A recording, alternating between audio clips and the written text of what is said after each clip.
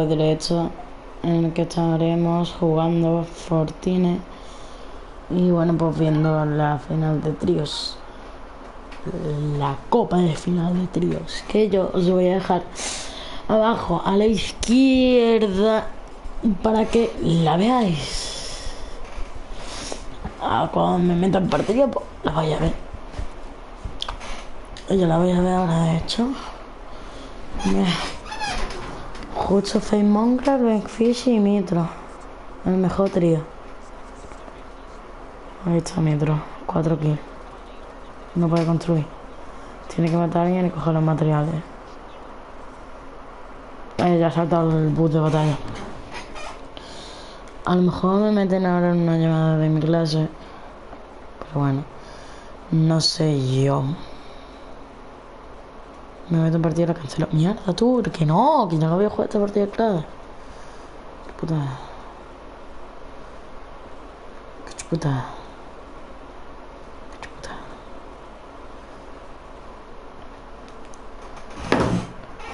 Anorenan con the same line of the Missouri was a pack to en Black 22 ganso. ¿Y por qué? Un motivo. Bueno.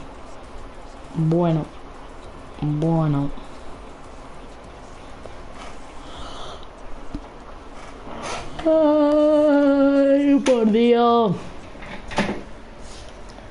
Va a venir Gotham, va a venir Gotham. A lo mejor Fornai no hace colaboraciones y se copia. Y dice que es una colaboración para que no le critiquen. ¡Ole! ¡Ole, Mongral! ¡Ole!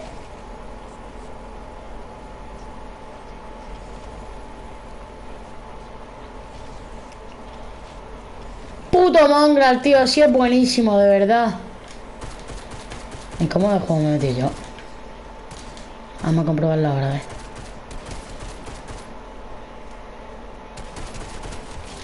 Es solo.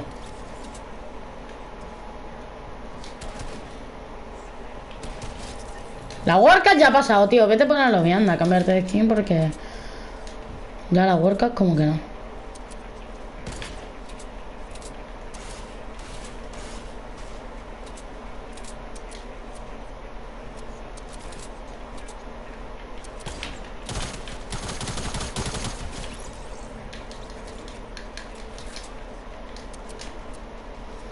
Con ese fusil me podrías haber matado, tío, GG. Ese tiene escopeta.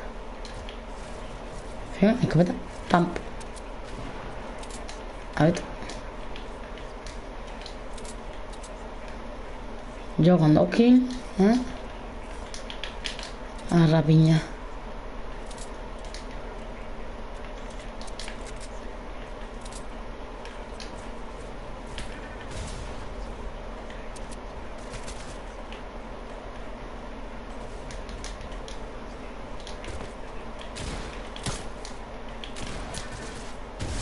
No, tío. No voy a jugar. Yo no juego. No voy a quedar viendo la copa, ella que toma por el culo.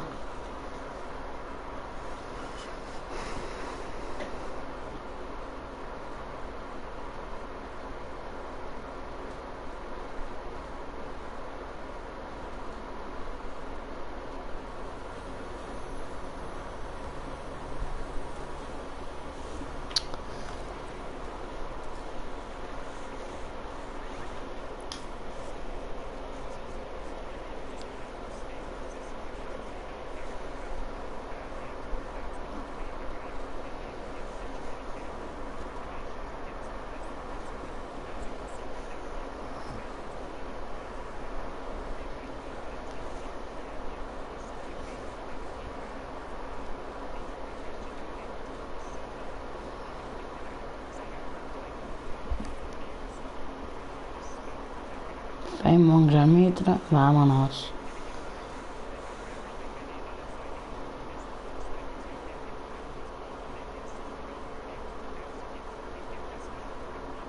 Mira, ahí, antes de empezar el derecho, creo que sí es. Sí, creo que sí. Book.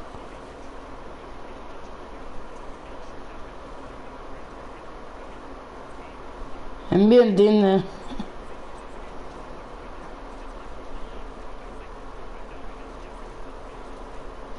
Me imagino a Mongra gritando a sus compañeros, tío.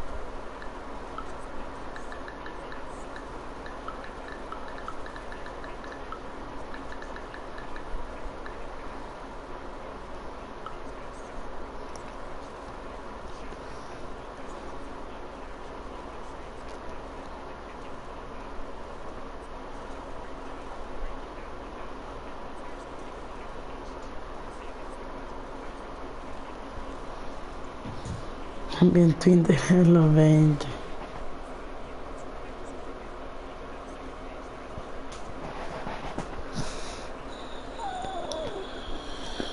Ay, tenía que ser el último.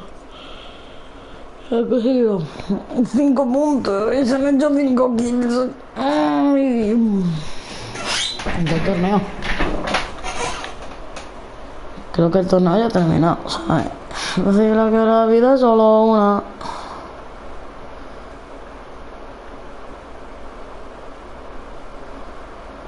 ¿Algún amigo que quiere invitar? No.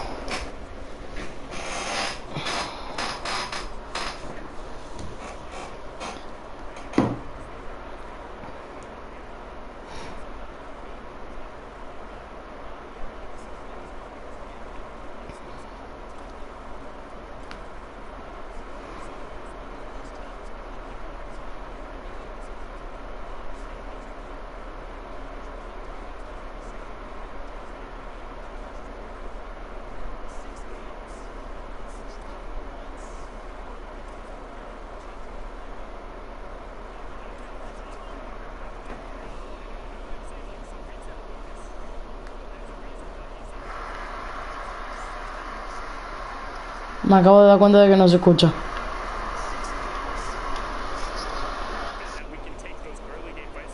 No se escucha.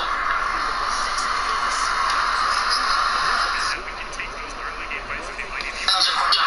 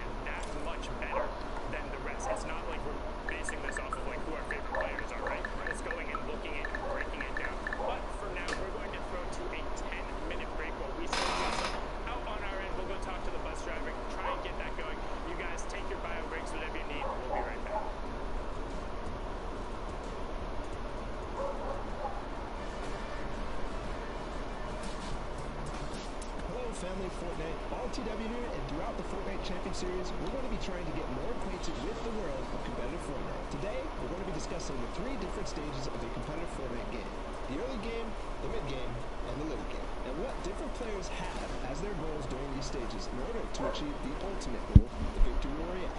Let's start with the early game. Also called the looting phase, this is where all players are attempting to secure their chosen looting spot and maximize their loot potential. In competitive Fortnite, every game matters, so players try to strike a balance between high loot opportunity and safety so as to not waste a game by being eliminated early. High loot POI like Retail Row or Paradise Farms, or land at a safer POI on the edge of the map, where less players drop because of less loot. Regardless, the goal is common. Whether you take a passive approach by looting safely on the side of the map, or an aggressive and risky approach by letting others loot for you and finding early elimination.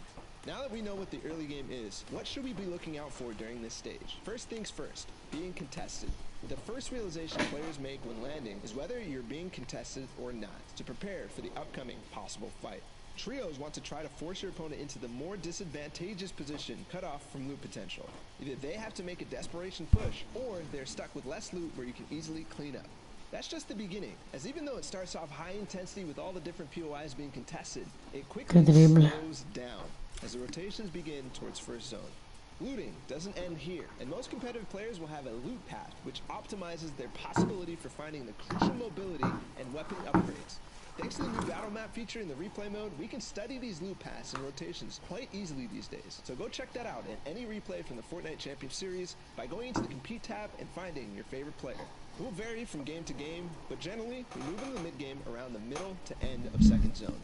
The mid-game is the calm before the storm. Before the storm circle gets too small where it forces the engagements.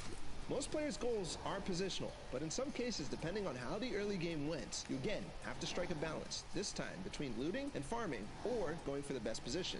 Looting could include playing extremely aggressive to earn yourself other players' loot. In trios, it's much harder to play that aggressive playstyle, since fights take longer and cost more. You want to be efficient with any rotations or fights you have to take. You don't want to spend your precious mobility, valuable resources, or health.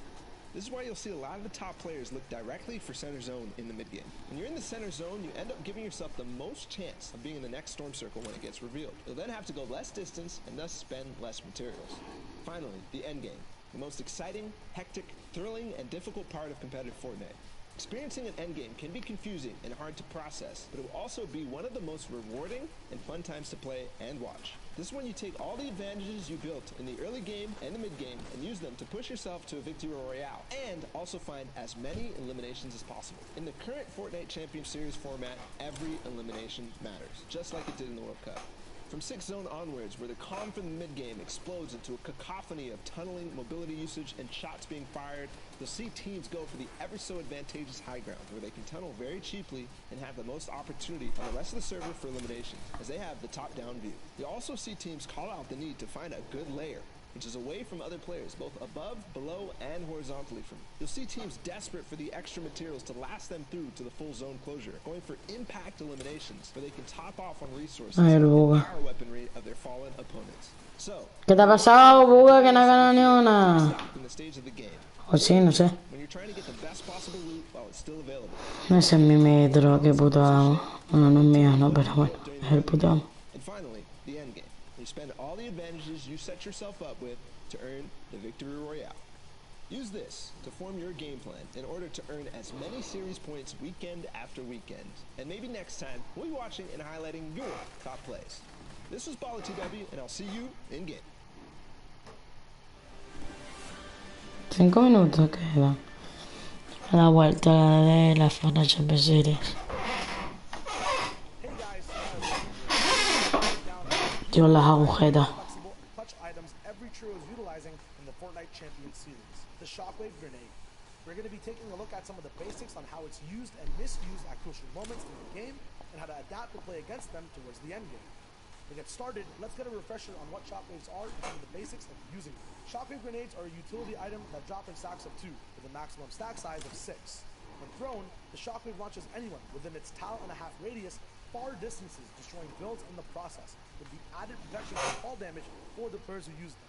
The most effective way to gain maximum distance is to time your jump well with a shockwave right below you, angling yourself above it for higher vertical movement, or towards the side of it in midair for horizontal coverage. If you do use a shockwave to rotate through builds late game, you will only be able to go through about 5 layers of wood, brick, or metal before you come to a stop. When going for height, if you don't get stopped by any opposing player's builds at all, you can reach upwards of 7.5 tiles in height, giving anyone above you a surprise and changing both yours and your enemy's game plan in a split second. Although really easy to understand and use. Por si no lo sabéis, están hablando de las granadas de choque. Teamwork, the use of shockwaves Yo que estoy callado para que lo escuchéis. are deciding factors in win conditions if used properly, allowing for easy positioning and rotations. Using them and syncing together after the landing is efficient and gets your whole trio online, ready to fire at a faster rate compared to the rest of the competition. Saving these grenades for later use brings an element of surprise as well, and a level of shock to the whole server. Looking at 8th and 9th zones with densely packed endgames, vertical shockwaves in the high ground and mid-ground layers crumble, and give patient trios and surviving solos a way to counter long tarps and bases towering above them. Facing off against 3 players usually proves fatal though, as you are vulnerable throughout your whole flight and easily targeted by the trio you're trying to attack. Turbo building walls on the way up from your shockwave can work against this though, but gives your newfound height or foundation easily shot out and focused from below. Panicking with shockwaves in your own box and misusing them is always an irreversible mistake during the game, giving you poor positioning split away from your trio, costing you building resources, or ultimately